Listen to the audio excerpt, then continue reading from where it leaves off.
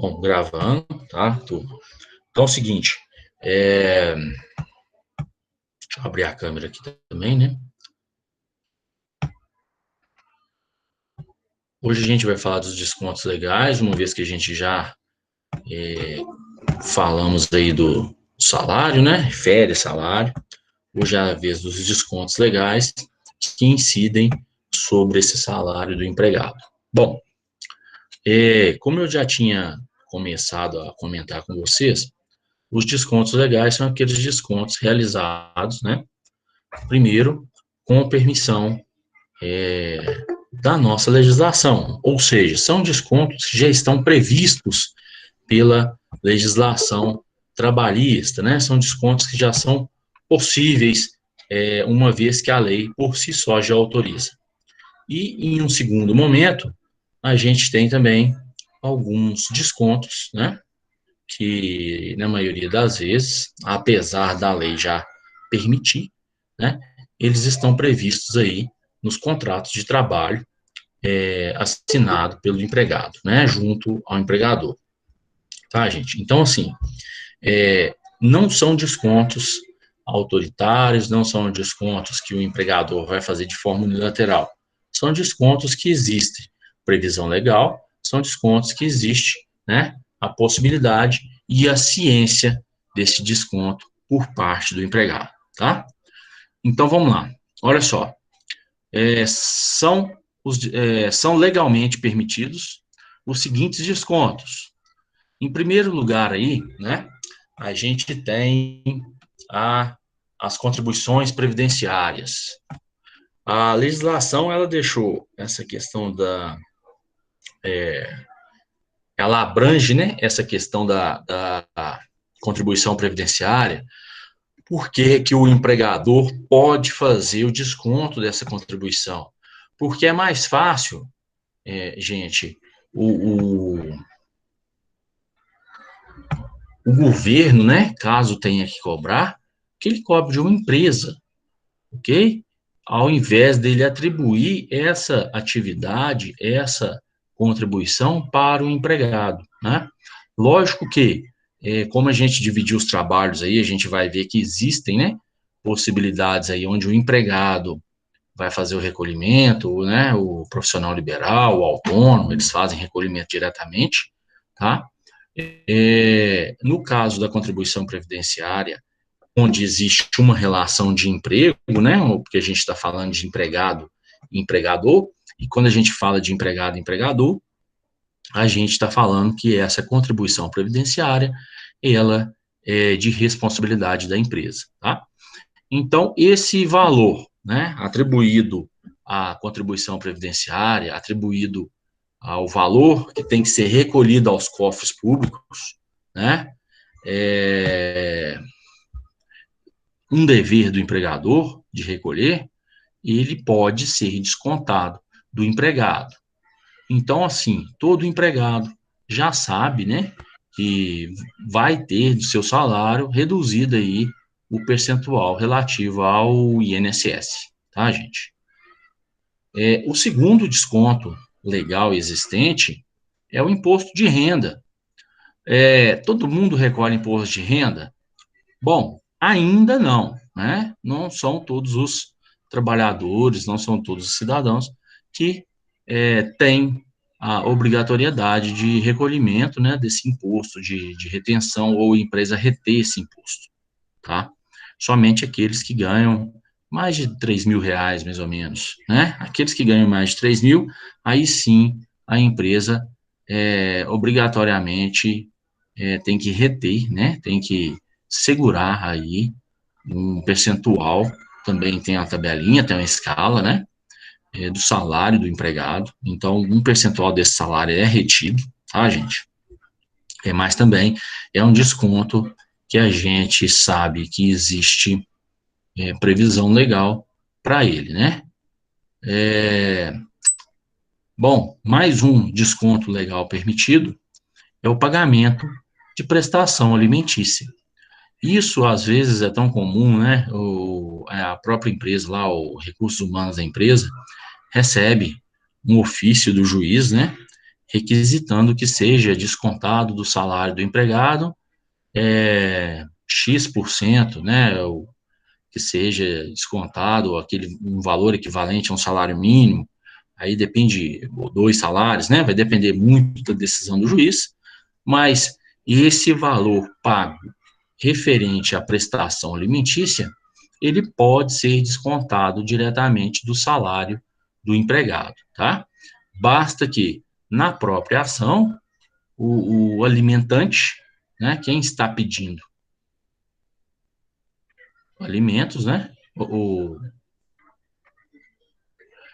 alimentado, né, o alimentante é quem vai conceder os alimentos, o alimentado faça uma requisição para o juiz, para que o juiz expeça um ofício para a empresa empregadora, né, ou do pai ou da mãe, lembrando que qualquer um dos dois, sendo menor em púbere, né, sendo menor de idade, estando estudando aí, eles são obrigados, né, a arcar com alimentos, né, com prestação alimentícia, ok? A única coisa que a gente tem que prestar atenção é quando é maior de 18 anos e quando é menor. Quando é menor, a ação, né, mas isso não vem ao nosso caso aqui, mas só a título de curiosidade. A ação, quem vai promover é o tutor, né, o tutor do alimentado, né, ou a mãe ou o pai, né, e no caso de quando ele atinge a maioridade, quem vai promover a ação é o próprio alimentado, né.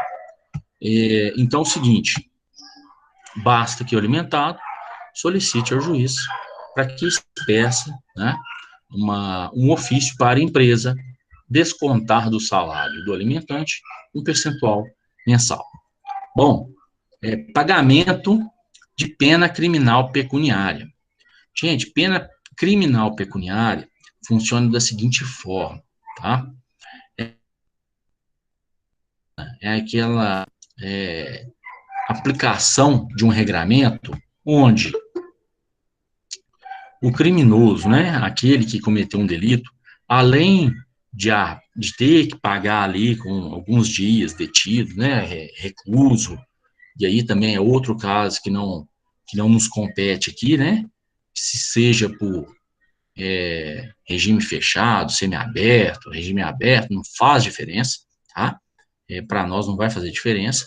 O que vai fazer diferença para nós é o seguinte: a partir do momento que existe uma pena criminal, ou seja, que a pessoa tem que cumprir algum determinado período, né, para pagar, né, para ficar aí quite de novo com a justiça, né, para cumprir, né, todas as consequências de seus atos, né, e ele é condenado em um valor pecuniário, tá? É um valor referente à multa dia. E essa multa dia, ela é dividido do salário mínimo, né? Então, é um valor multa dia que ele vai pagar. Então, ali pode ter 100 multas dia, depende, 30, né? 90, 200, 1.000. Então, depende do crime, depende da condenação, tá? Mas, se tratando de pena criminal pecuniária, ele também, né, o empregado também, desde que o juiz oficie a empresa, ele pode ter descontado do seu salário essa pena criminal pecuniária.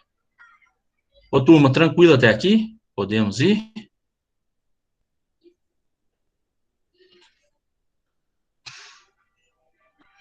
Então, vamos lá. Ótimo.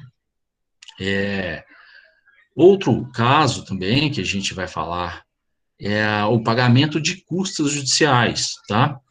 No fim de um processo, quando termina um processo, a parte que ela não está sob o pálio da justiça gratuita, ela não está ali com a justiça gratuita ao seu lado, né? Ou seja, ela teve que pagar por todos os andamentos processuais, né? Com todas as custas processuais.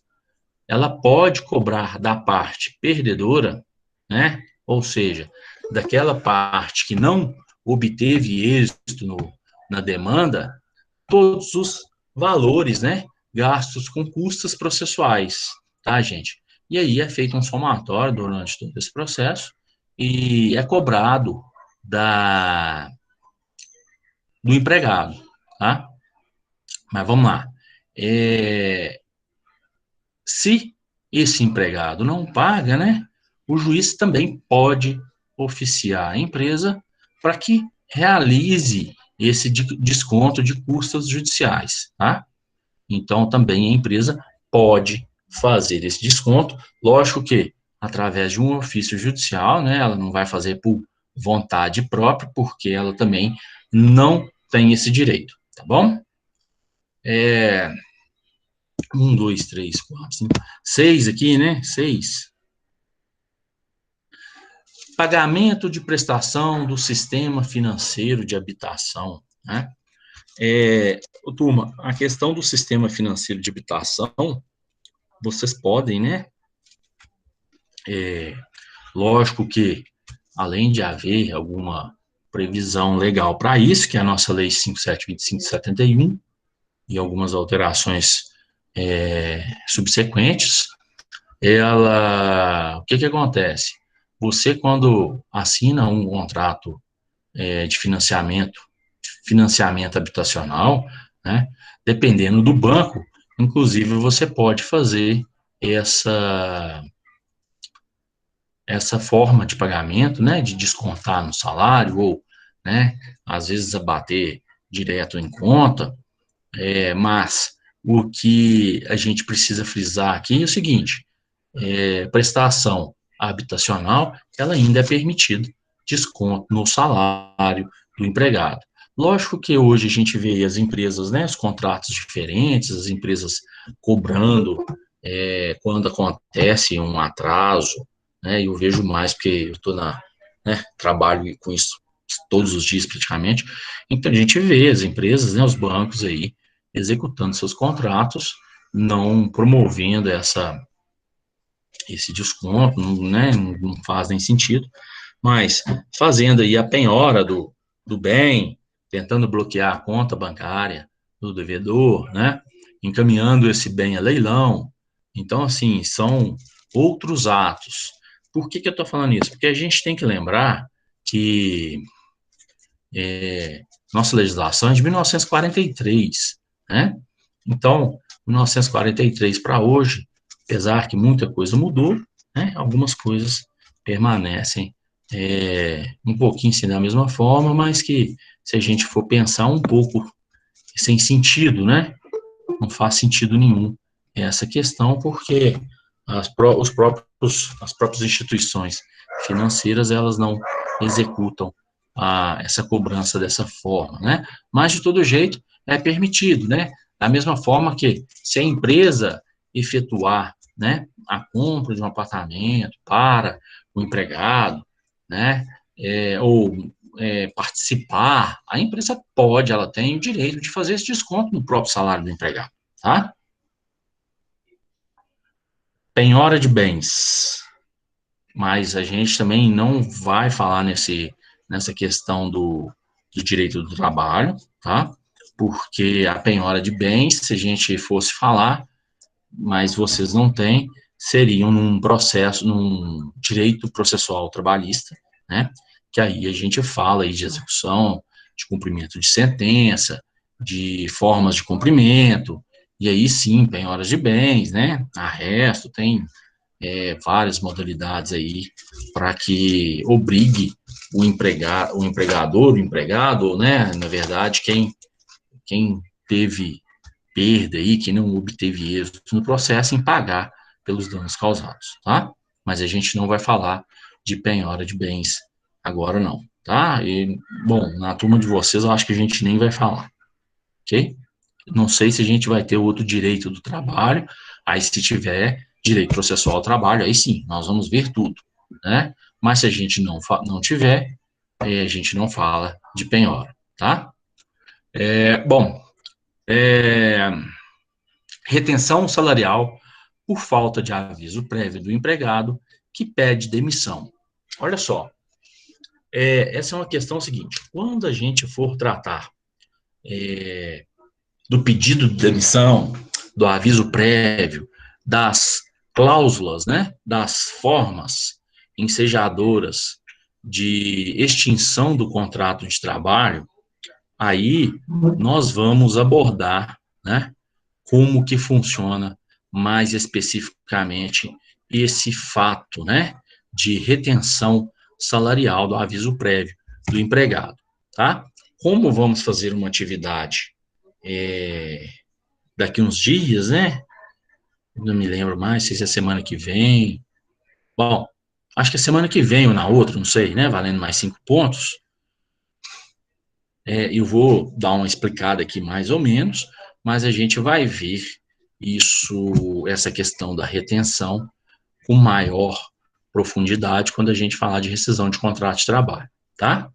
A gente também já está caminhando para entrar nas causas de extinção de contrato de trabalho, porque depois da gente falar dos descontos, a gente vê reajuste salarial, 13º, e aí FGTS, né, rapidinho FGTS, e aí adentramos nas causas de rescisão. Então, acredito que semana que vem a gente já deva começar essas causas de rescisão, tá? Bom, mas retenção salarial, semana que vem, hoje é quinta, né? Mas é a nossa primeira aula. Semana que vem a gente deve começar já as causas de rescisão, que a gente vai demorar aí de 4 a 5 aulas para vê-las todas, mas dentro do cronograma, graças a Deus, tudo certinho, tá, gente? Então vamos lá. Olha só. Retenção salarial por falta de aviso prévio do empregado que pede demissão. Vamos lá. Se você é demitido, ou seja, se existe uma determinação do empregador que ele não pretende que você cumpra o seu horário de trabalho, tá? O que acontece?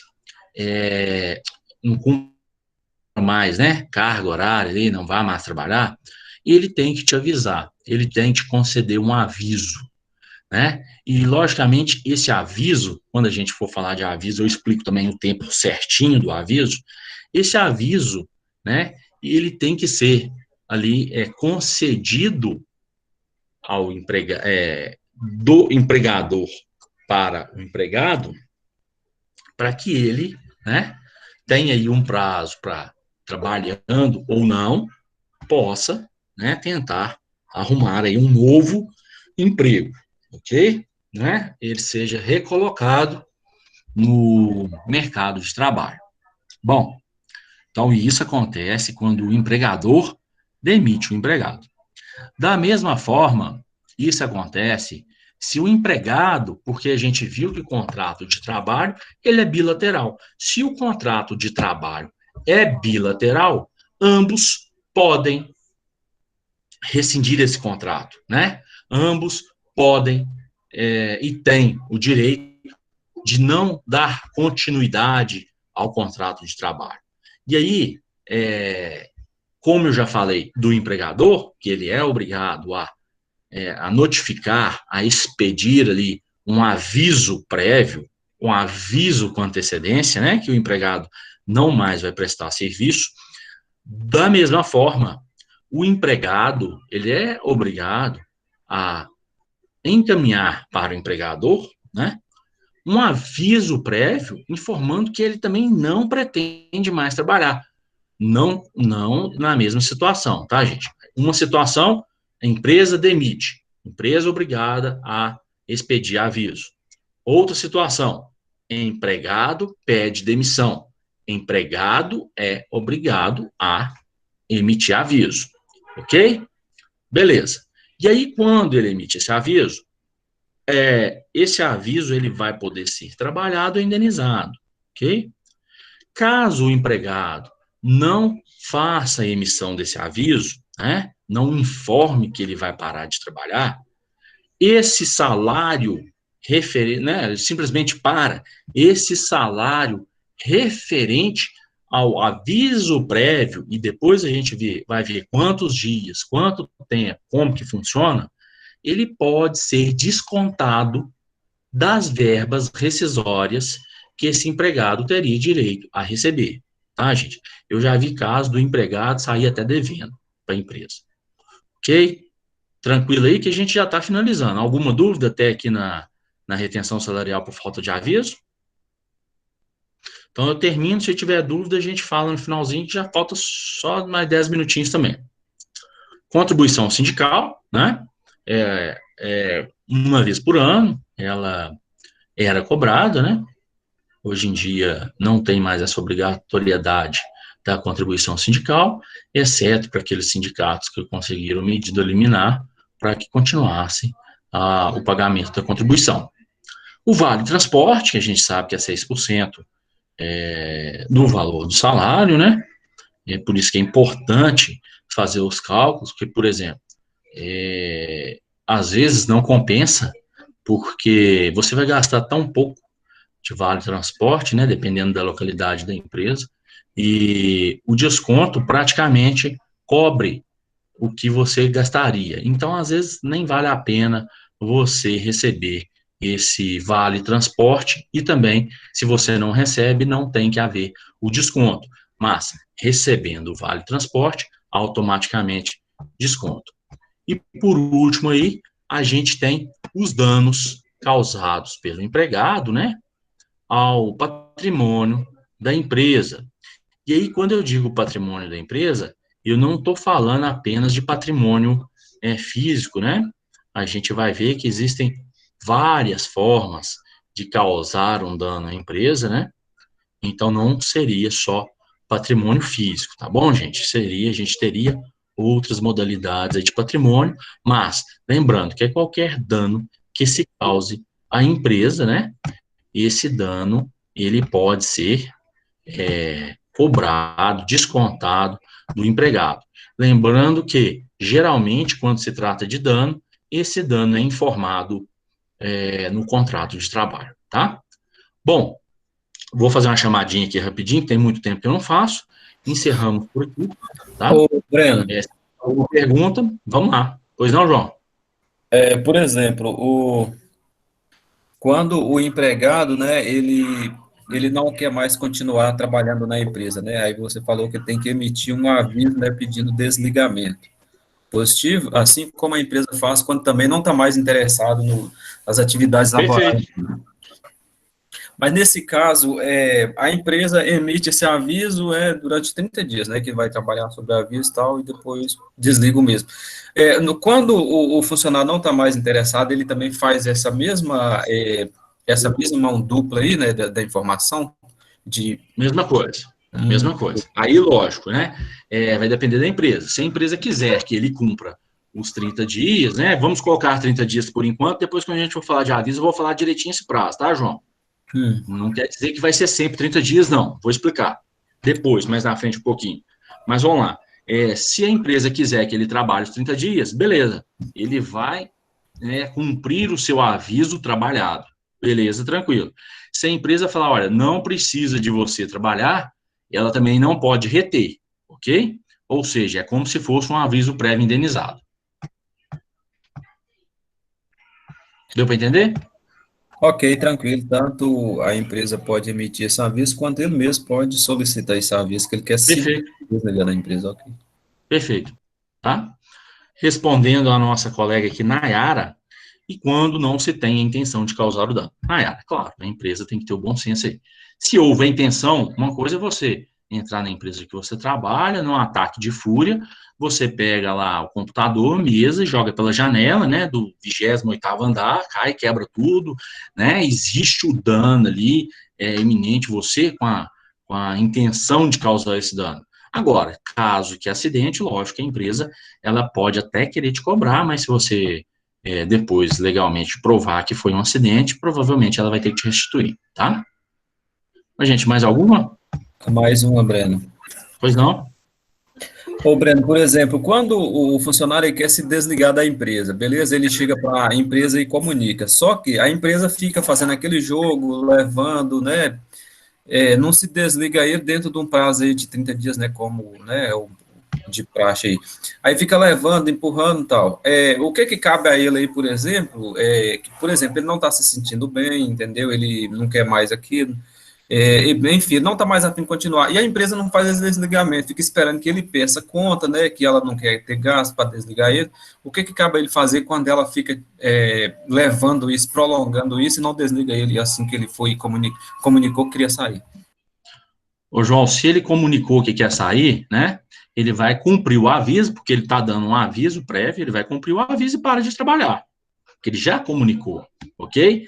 É diferente de quando a pessoa tenta fazer um acordo com a empresa para não mais trabalhar e receber seus direitos, ok? Então, se ele não quer mais trabalhar e avisou para a empresa, ele vai cumprir o aviso ali mesmo, a empresa não falando nada e deixa de trabalhar. Se ele não avisou, está tentando negociar com a empresa cumpre todas as suas obrigações, é complicado, porque se ele começa a fazer corpo mole para trabalhar, pode caracterizar uma desídia e ele sai sem receber nada. Porque nesse caso, por exemplo, eu já vi muitos casos nas empresas onde eu tenho trabalhado, entendeu?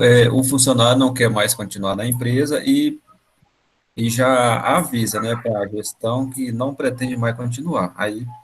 Tá? Aí só que nem sempre acontece de, beleza, vamos te desligar, e fica levando 6 meses, 8 meses, até um ano eu já vi isso acontecer, entendeu? Mas aí ele está tentando fazer um acordo, né, para ele sair com todos os seus direitos. Aí a empresa também, ela não tem pressa, ela vai buscar o melhor momento para ela. Entendi. Né? Ou vai esperar ele encher, ele falar que não deseja mais continuar e ele pedir conta. Isso acontece, porque é um gasto a menos para a empresa. Geralmente são a estratégia também, né, das organizações. Com certeza, é uma estratégia da empresa aí para ter um custo menor na rescisão desse empregado, né?